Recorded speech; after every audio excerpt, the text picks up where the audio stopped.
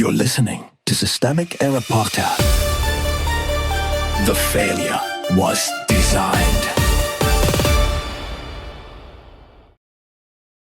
Trump's latest vengeful spectacle alarms analysts as war on America's doctors intensifies, based on an article by Robert Davis. Justice Department as vengeance machine. The real story.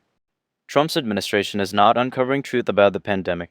It is using the state to punish scientists while pretending punishment is policy. The reported targets are doctors, virologists, and researchers tied to the National Institute of Allergy and Infectious Diseases, including an expert in the flu who was arrested by the FBI and a coronavirus researcher in Detroit who was indicted.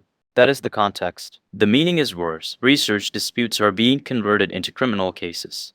Who has power? The people with actual power here are not the scientists being hauled into prosecutions. It is the Trump administration, with the Justice Department and FBI as its blunt instruments. Daniel Engber's point lands because it names the machinery correctly.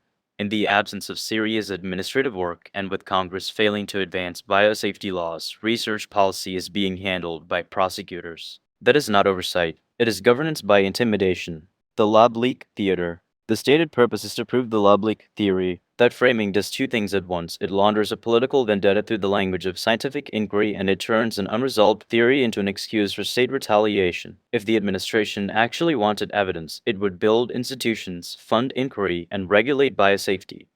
Instead, it stages arrests and indictments. The message is not "we are clarifying the record." The message is "we can make scientists pay." Blame directed downward. This is the usual trick.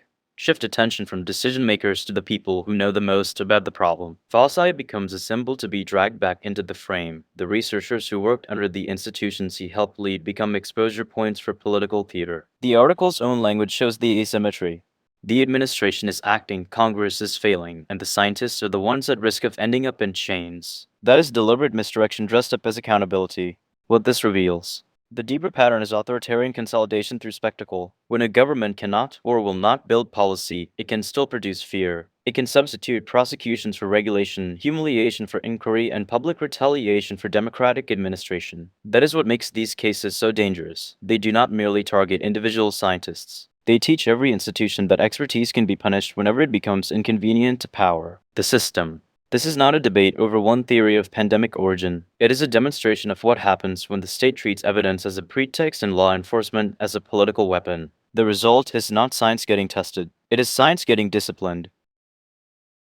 You've been listening to Systemic Error. Thanks to Raw Story for today's article. With the automated voice of Kiesel, thanks for listening.